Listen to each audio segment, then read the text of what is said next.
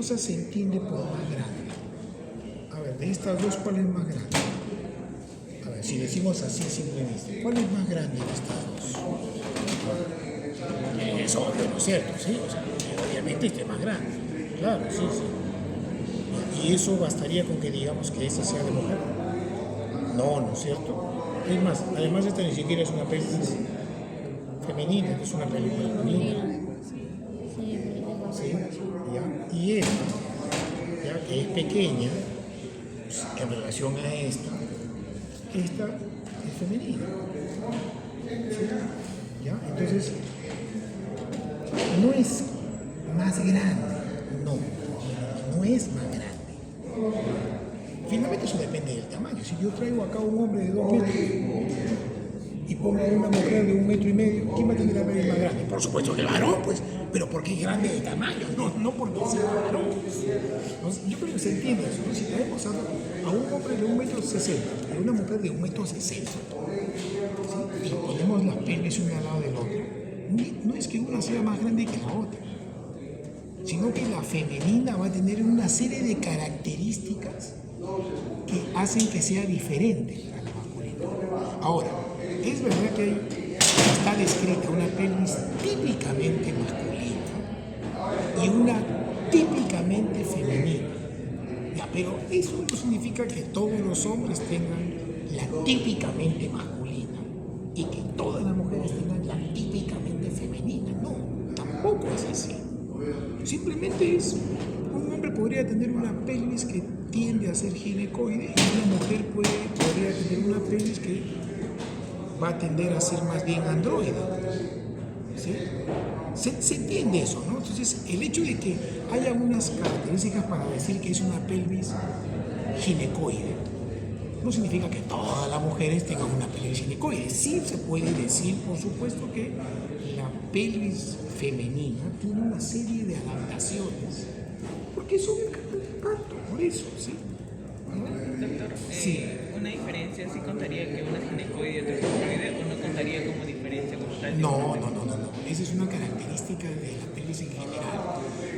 Cuando les dicen diferencias, ¿sí? Porque a ver, le preguntaron diferencias, ¿sí? Hay varias diferencias. Bien, pero, por ejemplo, ¿cuál es una diferencia? Algo que es evidente, que es que salta a la vista. Una gran diferencia, el ángulo subpúbico. El ángulo subpúbico de una pelvis femenina es siempre de más de 90 grados. Siempre. ¿Sí? En cambio, el de un hombre, la pelvis de varón, es de menos de 70 grados. ¿Sí? Es más, si le sacamos a varias mujeres una radiografía de pelvis, esto es casi 180 grados. ¿Sí? ¿Sí? Es lo más característico que es esto prácticamente así. ¿Sí? Acá, por ejemplo, miren, ¿sí? Ya, a ver, esto es 90 grados, no, es un poquito más de 90 grados, ¿no es cierto? ¿Sí? Si lo vemos así, es un poquito más de 90 grados, ¿no? 90 grados sería así, este sería más o menos que 100, ¿no? ¿Sí? ¿Ya? Yo creo que es obvio que hay diferencia con esta, ¿no es cierto o no? Sí, está clara que hay diferencia, ¿no? Ya, esa es una diferencia clara, por ejemplo. Ya, otra diferencia clara, que en la pelvis femenina esto, que es la cresta ilíaca, ¿sí? Es más cortita y además es más bien, ¿sí? Abierta. Tiende a estar más bien un poco más horizontal. En cambio en los varones es más bien esto es largo y tiende a ser un poco más, ¿sí? Más recto. Tiende, no significa que sea totalmente recto, no. Estamos hablando de una tendencia, ¿ok? Hay que entenderlo de esa manera. Lo mismo, el diámetro transverso de una pelvis femenina, sí, pues es mayor que una pelvis masculina en general.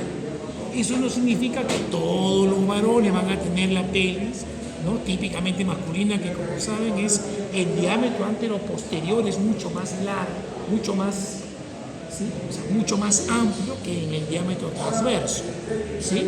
¿Ya? Entonces se entiende el tema de las diferencias, ¿no? Igual. Esto, ¿cómo se llama esto? ¿Cómo se llama esto? Espina Espina ciática. Ya, ¿cómo suele ser en una pelvis femenina? Es más bien redondeada. En los hombres, ¿cómo suele ser? Tiende a ser más bien puntiaguda. No es que todas sean puntiagudas, no, es una característica.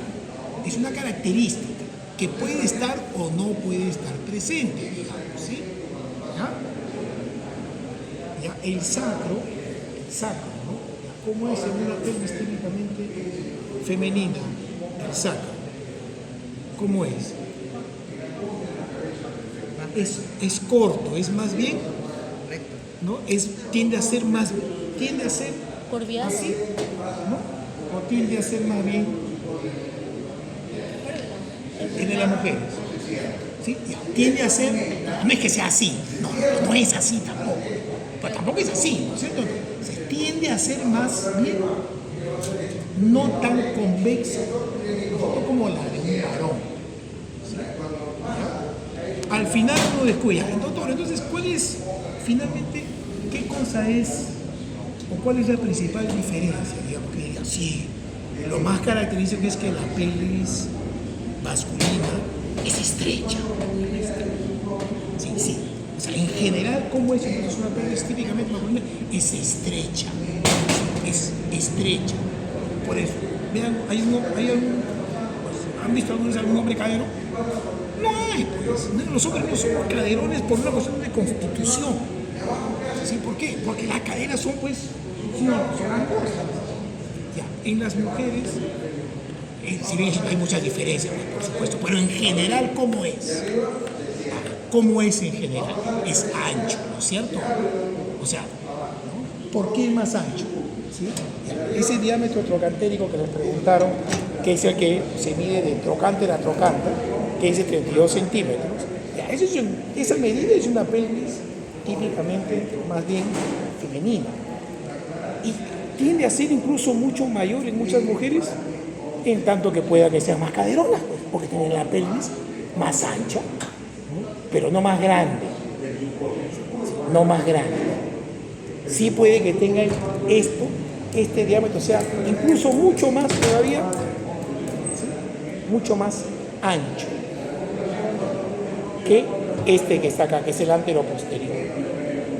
¿Ya? Ya, luego hay unos parámetros anatómicos que yo había explicado un poco aquí, hay unos, ¿no? sobre que hay un estrecho pélvico superior, un estrecho pélvico medio y un estrecho pélvico inferior, ¿no es cierto? Ya. Hablamos del estrecho pélvico superior. ¿Cuáles eran los límites del estrecho pélvico superior? A ver, ¿cómo íbamos? En orden. Ya, a ver. De posterior a anterior. Promontorio. ¿Qué cosa es el promontorio? El borde superior del sacro. El borde superior de la primera vértebra sacra. Sí.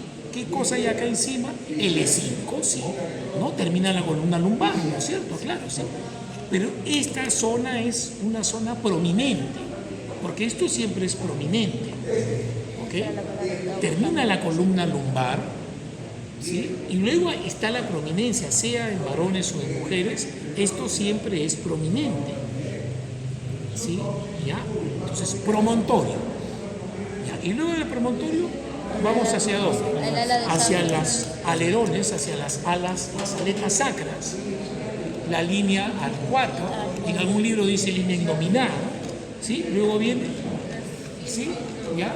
La cresta pectina y la espina del pubis. La espina del pubis, bueno, y esta es la sínfisis púbica, ¿sí? O sea, ¿qué es esto?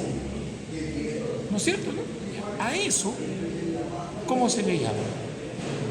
¿Cómo se llama eso? A eso que acabamos de delimitar. ¿Cómo se le llama eso? ¿Cómo se le llama esto? A esto que acabamos de delimitar, ¿cómo se le llama? Claro, se llama estrecho pélvico superior. ¿Sí? Se le llama estrecho pélvico superior, así se llama. Lo que está por debajo, ¿cómo se llama? Estrecho pélvico No, inferior. el estrecho inferior es este. ¿Cómo se llama lo que está acá? Pelvis. El estrecho pélvico medio es Pelvis. acá. Pelvis verdadera. Pelvis verdadera se llama. ¿Sí? O sea, lo que está por debajo de este límite del estrecho superior, o sea, todo esto, ¿cómo se llama? Se llama pelvis verdadera, pelvis verdadera. Y lo que está por encima, ¿sí?, se llama pelvis falsa. Lo que pasa es que el límite son las últimas vértebras lumbares, las crestas ilíacas, ¿sí? Y acá, pero esa parte, pues, no tiene un límite definido con el abdomen. Es más, las vísceras abdominales, las asas intestinales, sí, generalmente están dentro de la pelvis. ¿Sí? El intestino delgado, ¿no? ¿Sí? ¿Ya? Entonces, por eso es que se llama pelvis falsa. ¿Ya? Los órganos pélvicos, sí, todos están en lo que es la pelvis verdadera. Y el límite anatómico es el que acabamos de mencionar, que además también, ¿cómo se llama? Estrecho pélvico superior. ¿Sí? Ya, entonces ya el día miércoles, vamos a repetir ahora, esto tiene unas paredes. ¿No? Hay dos músculos que están en las paredes laterales. ¿No? Son dos músculos. Ya, ¿cuál es el músculo que está aquí? Piriforme. Piriforme. ¿Cuál es? Hay un músculo que está, cuyo origen es en la cara anterior de las vértebras S2, S3 y S4. Y de allí su tendón va hacia la cara superior del trocánter mayor. O sea, más o menos es así el músculo. Obturador interno. ¿Qué músculo? Obturador interno. ¿Qué músculo? El piriforme. El piriforme. Es el piriforme. Sí. Sí, el piriforme. Y hay otro músculo que, estamos hablando de la cara lateral, otro músculo cuya inserción está aquí en el reborde del agujero obturador. ¿Cuál es? El obturador interno. El obturador interno. ¿Sí? Entonces tenemos un músculo posterior aquí, el piriforme, y tenemos un músculo lateral que es el obturador interno. Este agujero obturador está totalmente ocluido. No está totalmente ocluido. ¿No? ¿Qué cosa hay? ¿Qué hay? ¿Qué hay acá en este agujero? ¿Qué hay? Hay una membrana. ¿Cómo se llama? Obturatriz. Se llama membrana obturatriz. ¿Ocluye completamente el orificio? No lo ocluye completamente. ¿Por qué no lo ocluye completamente?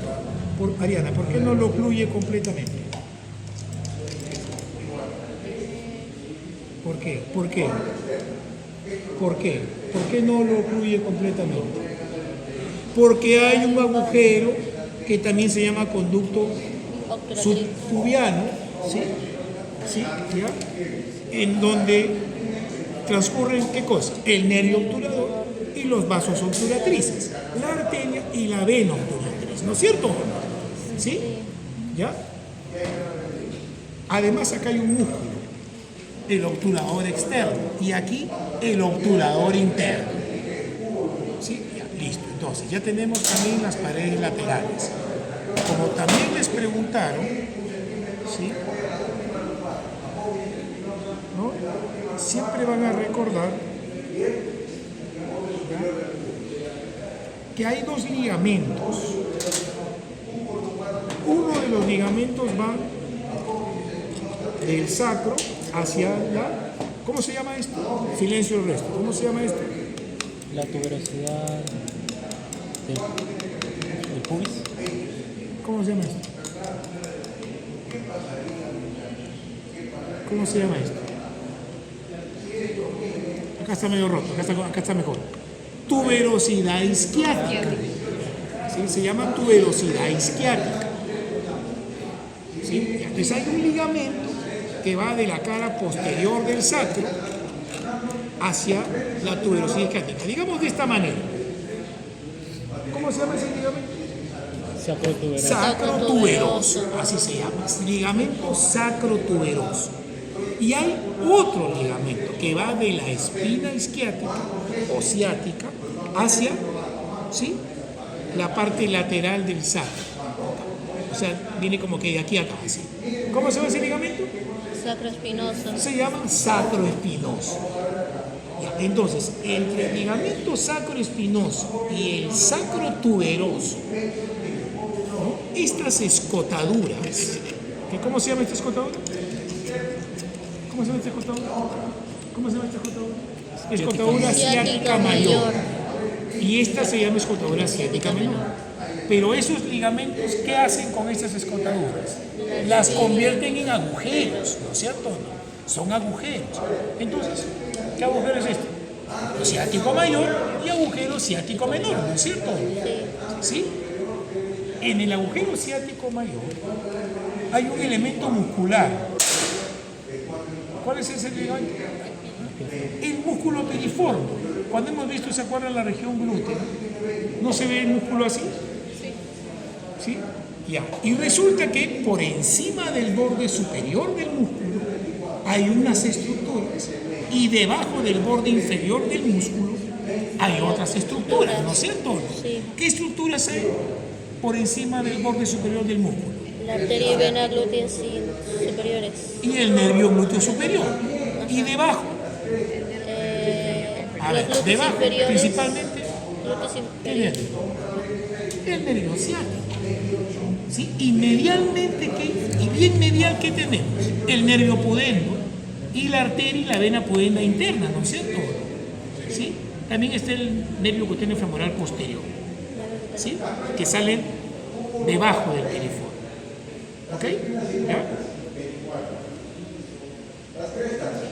Ya.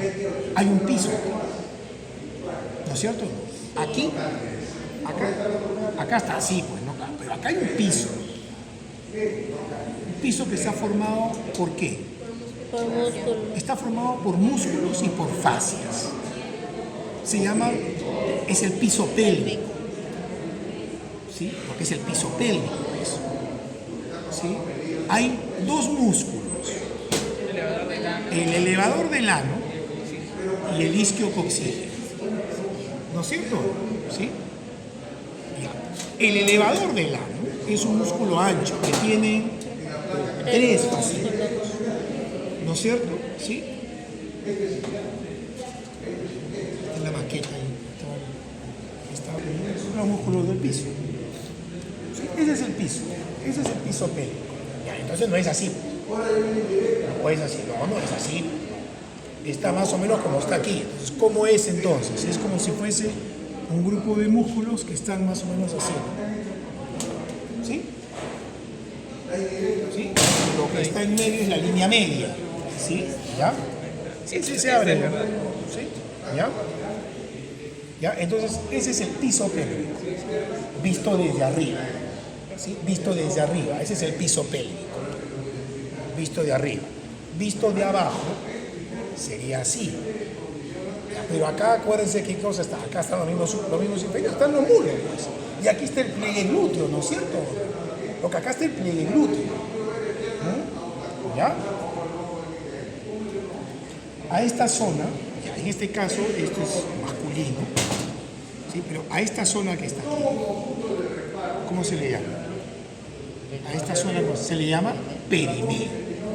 ¿Sí? A esta zona se le llama perineo. ¿Ya? Básicamente uno podría decir, entre el orificio del ano y la horquilla vulvar en las mujeres y el escroto en los varones, eso es lo que se llama perineo. ¿Ya? Entonces, ya dijimos cuáles son los músculos, ¿no? El isquiocoxigio y el elevador del ano. Ahora, el elevador del ano tiene 3 fascículos: el cubo coxigio, el iliocoxigio y el cubo rectal, ¿no es cierto? ¿No? ¿Ya?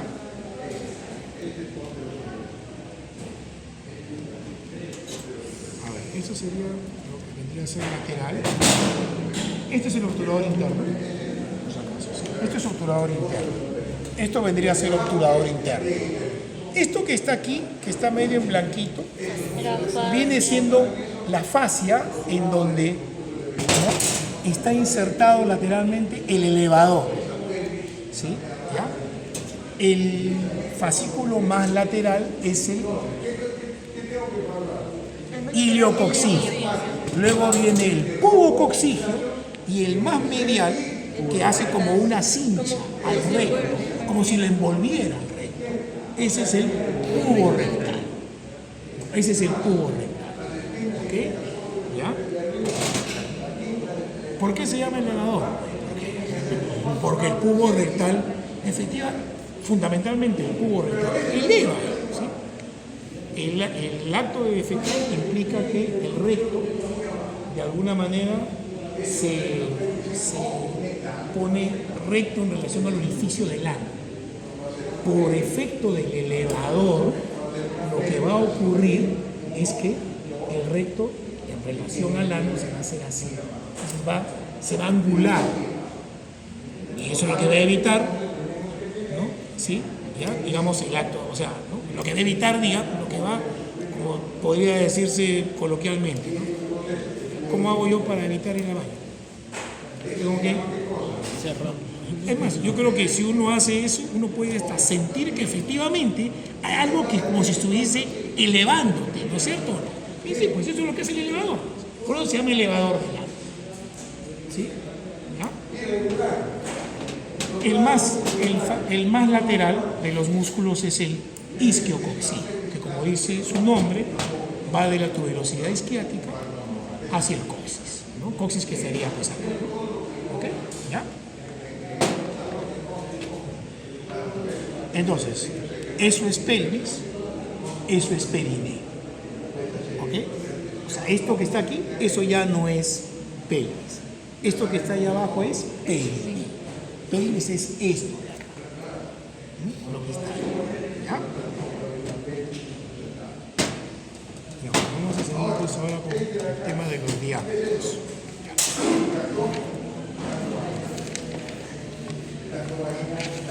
En el estrecho pélvico superior,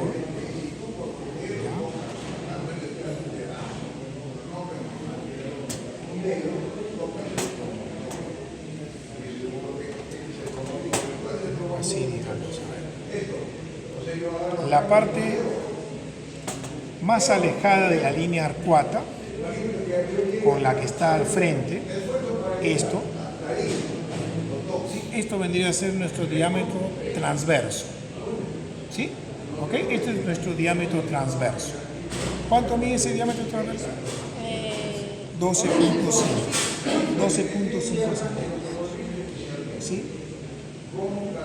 La cabeza del feto, de un feto a término, o sea, de, digamos, 40 semanas, normal, ¿no?,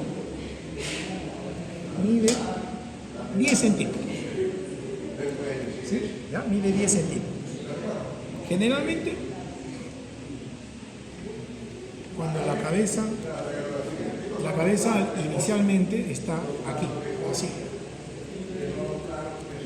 Lo normal, en general, porque no siempre es así, es que la cabeza entra de esta manera, derecho o izquierdo.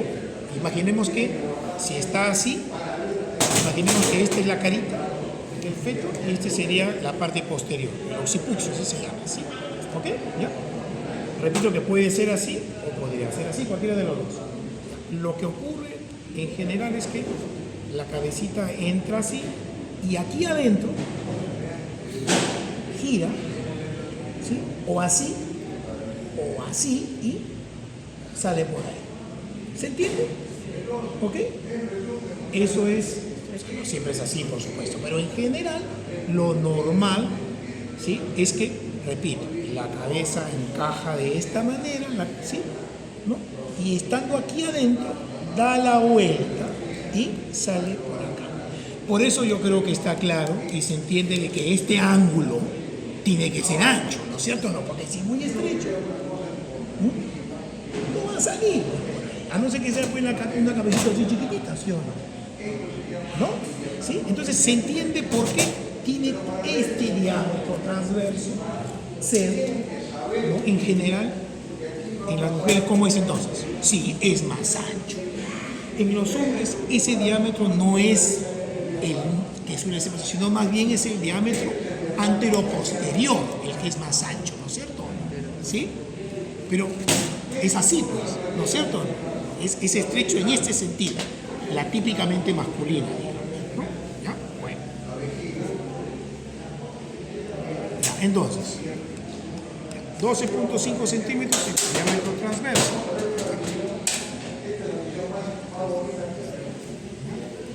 Luego tenemos un diámetro oblicuo derecho, ¿sí? ¿No? Oblicuo derecho es 11.5 centímetros, ¿sí?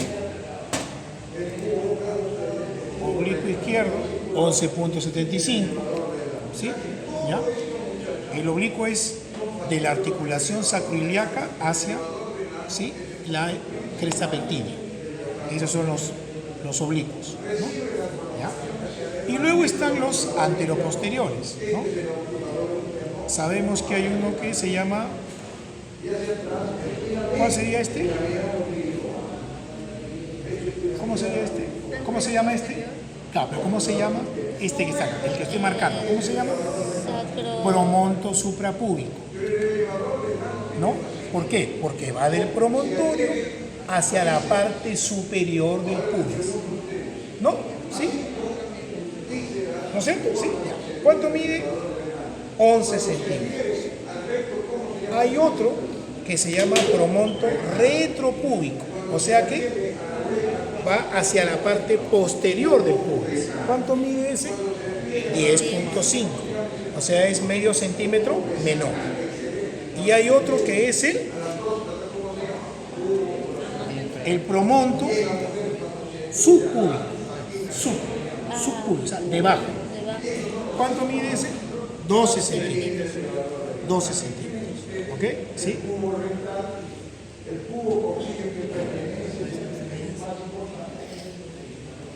Ya, hasta ahí. ¿Alguna pregunta? El diámetro de va de antero posterior, el diámetro antero posterior. ¿Por ese de acá? Promonto suprapúbico. Este, promonto retropúbico y promonto subpúbico. ¿Sí? Otra característica es esto, que es la sínfisis púbica. En los hombres es más, Ancha. es más, digamos, a ver, es más, Tensa. podría decir que es más larga. En las mujeres es más bien un poco más angosto. Esto, repito, en una pelvis más bien femenina, la mayoría, el ángulo es casi 180 grados en realidad. ¿Sí? O sea que esto que está acá es sin ningún problema, pasa en la cabeza del feto, por ahí, ¿no es cierto? ¿Sí? En el ángulo subpúbico que se llama esto. Ya, eso es del estrecho pélvico superior. O sea, esos diámetros son del estrecho pélvico superior. Cuando la cabeza del feto está acá, o sea, a ver, el útero crece así. Típicamente la posición del feto en general es la cabeza está hacia abajo, los miembros inferiores están hacia arriba, igual que las nalgas, ¿no es cierto? Y generalmente está así, ¿no es cierto? ¿Sí? ¿Ya? Entonces, repito que típicamente la cabeza está así, acá. ¿Ya? Entonces, cuando se va monitorizando, yo no soy ginecólogo, pero me acuerdo de cuando estaba en ginecología, ¿no? Ya de interno, ¿no?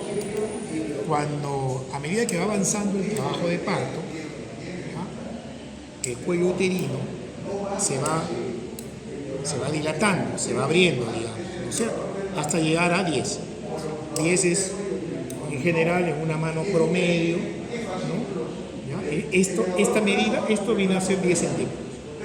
Entonces, cuando uno hace el tacto vaginal, porque esa es la manera de monitorizar, además de, ¿no?, de ver las contracciones y todo eso, ¿no?, pues uno hace el tacto vaginal y puede, sí, efectivamente verificar que el cuello ya está en su dilatación máxima, que es 10 centímetros. No, ya en ese momento se puede decir que ya, digamos, está en lo que sería periodo expulsivo. O sea, uno puede ya en ese momento, lo más probable, evidenciar que la cabeza está, ¿no? Está viniendo, avanzando, ¿no? Bueno. Pero ocurre que muchas veces, o sea, uno puede incluso, mediante el tacto, sentir la cabeza, ¿sí? O sea, cuando está rota la fuente, que se llama fuente, ese es un término coloquial. ¿Cuál es el término médico? El saco amniótico. Saco amniótico, ¿sí? ¿Ya? ¿Qué cosa hay dentro de ese saco? Hay líquido amniótico y ¿qué más hay? Y está pues la placenta y está el feto, pues nosotros. Bueno, ya, entonces, ya. Durante el trabajo se rompe el saco amniótico, sale líquido amniótico, y uno puede entonces efectivamente empezar a palpar, ¿no? Los huesos del cráneo y la cabecita, ¿no? ¿Sí? Se puede empezar a sentir, ¿no? Y poco a poco, primero se tiene que ingresar acá, digamos. Cuando la cabecita ha ingresado aquí, a la pelvis verdadera, se dice que está encajada la presentación, así se llama. ¿Sí? O sea, que ya pasó el estrecho pélvico, que la cabeza ya pasó el estrecho pélvico superior, ¿no es cierto? ¿Sí? ¿No? Y ya está en el estrecho medio. Aquí, ¿sí? Va a hacer este movimiento para finalmente salir. ¿Por dónde va a salir finalmente? Por el estrecho, por lo que sería, de acuerdo a lo que vemos aquí, el estrecho pélvico inferior, ¿no es cierto? Luego vamos a ver sus medidas, ¿no? ¿Ok? ¿Ya? El estrecho pélvico medio, ¿no? Es más bien circular, mide 12 centímetros en general, los diámetros en general, tanto el anteroposterior como los oblicuos, miden en general 12 centímetros, el del estrecho medio me refiero, ¿sí? ¿Ya? El del estrecho medio. Y luego tenemos, ¿qué cosa acá? El estrecho pélvico inferior.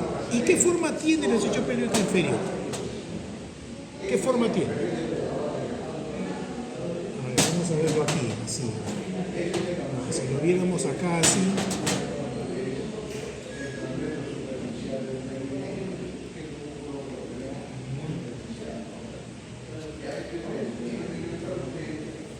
A ver, este es masculino, ¿no? Pero más o menos sirve para... A ver, ¿qué forma tendría el estrecho pélvico inferior entonces?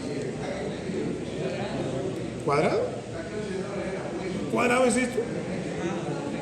Es un rombo. Tiene más o menos la forma de un rombo, ¿sí o no mismo? ¿O no? No es así porque este es masculino, pues, claro, pero o sea, es un rombo mucho más, ¿sí? ¿Ya? Pero es un rombo, ¿sí? O sea, ¿por qué es un rombo? A ver, ¿qué cosa hay acá? El ligamento. Hay un ligamento, entonces si acá hay un ligamento así, entonces ¿qué forma tiene ese estrecho? Como un rombo, ¿no es cierto? ¿No? Es un rombo, ¿no? ¿Sí?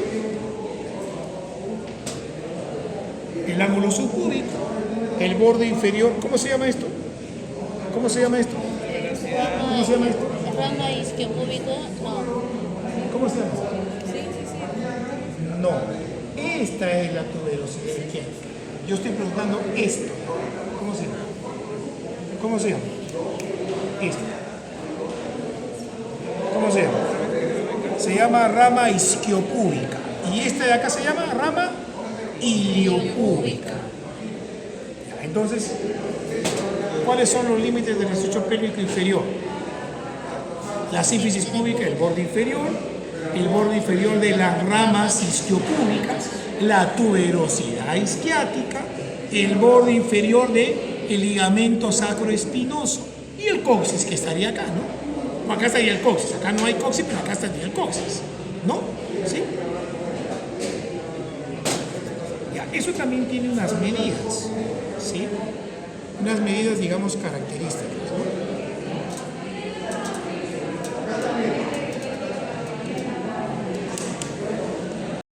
La primera medida que vamos a tomar es el diámetro biisquiático, que vendría a ser así. este diámetro. Bueno, aquí está roto. No, llévalo nomás. ¿Cómo se llama ese diámetro? Se llama biisquiático.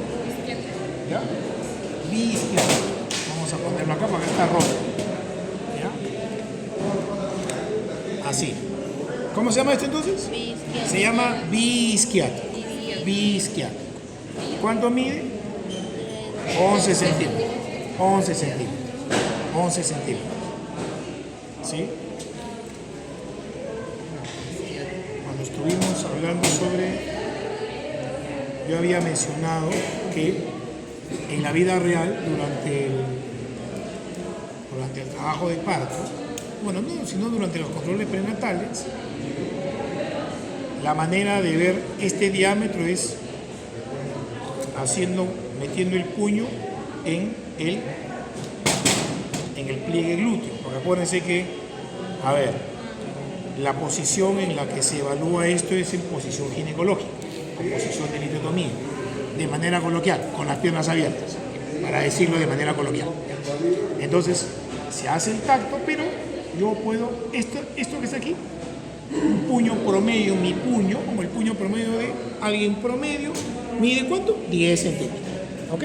¿Sí? 10 centímetros. Entonces, lo que comúnmente uno hace es agarrar el puño y lo ingresa en el pliegue glúteo, independientemente de que sea una mujer gordita o sea una mujer delgada, yo el puño lo puedo ingresar. O sea, no tengo la limitación de qué cosa, de los isquios. ¿Cómo es esto en un varón? ¿No es cierto o no? Mire, ¿sí o no? ¿Sí?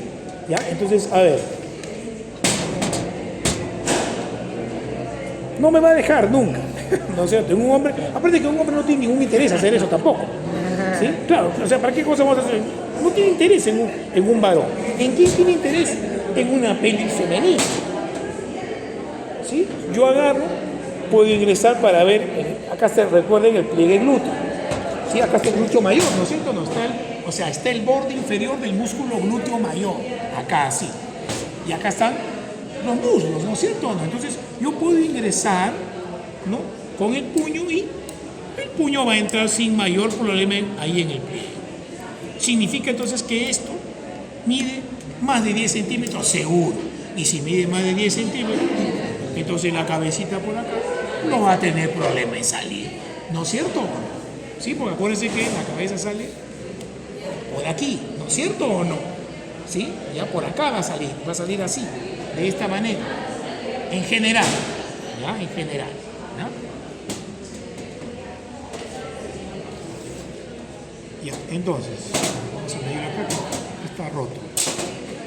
Ya, entonces, diámetro isquiático, ¿cuánto es esto? 11 centímetros. Luego está este diámetro. ¿Cuál es este? El diámetro. El biciático. ¿No? El biciático. O sea, de espina ciática a espina ciática. ¿Cuánto mide esto? 10.5 centímetros. O sea, medio centímetro menos. ¿Sí? Medio centímetro menos. ¿Ya? Luego tenemos... Doctor, ¿y el vitrocantérico cuál sería? El vitrocantérico, si tuviésemos un esqueleto de trocánter mayor a trocánter mayor. Sí, o sea, a ver. Por eso mide Vamos a ver los esqueletos. Ilíaco, 24 centímetros. Bi-ilíaco, o sea, de espina ilíaca a espina ilíaca, 24. Bicrestal, 28. ¿Sí? De cresta ilíaca a cresta ilíaca. Y vitrocantérico, ¿sí?, de trocánter mayor acá al otro trocánter, 32 centímetros. ¿Sí? Está claro entonces que, ¿qué implica esto? Una cadera ancha, ¿no es cierto o no? Ya, en un varón, ¿usted cree que va a ser 32 centímetros? No, pues entonces es más bien estrecho, ¿no es cierto o no? Esto es más bien, incluso en muchas mujeres puede que sea mayor, dependiendo de que sea más caderona, ¿no es cierto? ¿Sí? ¿Ya? Porque eso ¿qué cosa implica? Que este ángulo es prácticamente 180 grados. ¿Sí? ¿Ya? ¿Ya? Entonces, vamos a ir nuevamente para medir.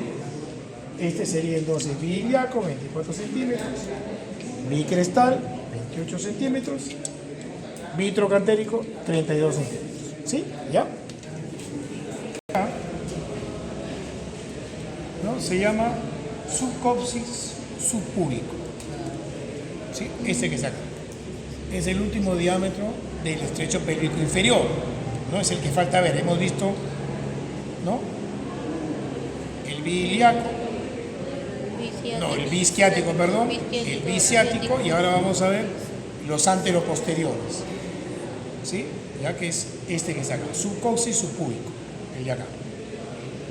Ya, esto es variable. ¿Sí? Va entre 9.5, ¿ya? Sí, a 11, a 11 centímetros. ¿Por qué varía? Porque se sabe que durante el trabajo de parto, durante la fase activa del trabajo de parto, el sacro y el coxis tienen un cierto movimiento, ¿ya? No es que se mueva así tampoco, no. Tiene un cierto movimiento, eso se llama nutación contra nutación. ¿Qué implica? Que este sacro y el coxis hacen de alguna manera, hacen esto. Entonces, cuando van a hacer el bebé, Eso es en lo que se dice, en lo que se llama la fase activa del trabajo de parto. Claro. En la fase activa, ¿qué cosa es lo que tiene que hacer una mujer? Tiene que pujar, ¿no es cierto? ¿Sí? ¿Ya? No solamente basta con que haya una pelvis amplia, etcétera, no. Cuando haya una contracción uterina, una mujer tiene que pujar. O sea, los músculos de la pared abdominal tienen que pujar, de alguna manera, si cabe el término, tienen que exprimir al útero. Y así el útero, ¿sí? ¿No es cierto o no? En una mujer nulípara se llama que recién va a tener su primer hijo, ¿no? Puede que sea un poco más, el trabajo dura más horas, es más trabajoso, ¿sí? Dura casi 12 horas, un poco más incluso, ¿no? Pero en tercer o cuarto parto suele durar mucho menos y probablemente una mujer tenga que pujar menos. ¿Por qué? Porque de alguna manera ya como que su piso pélvico está acostumbrado y entonces no va a costar mucho, digamos. ¿Sí? Pero en el primero generalmente, ¿ya? Si no es cesárea, ¿no? ¿Ya? Pues hay que pujar y todo. A eso se le llama fase activa del trabajo de parto. ¿Ya? Durante ese momento, el sacro y el coxis de alguna manera tienen un cierto movimiento antero-posterior. O sea, se va un poco, ¿no? Hace un poco esto, ¿no? ¿Ok?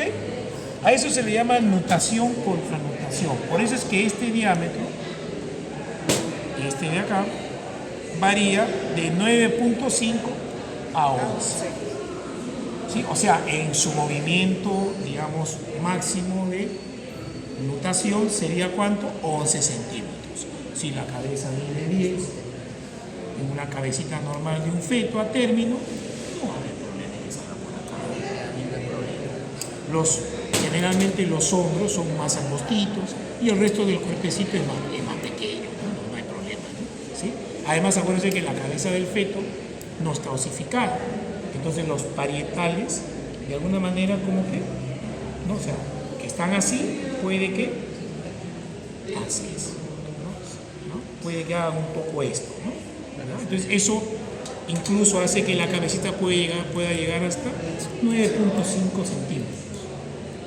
En una pelvis, digamos, en promedio no tiene ningún problema.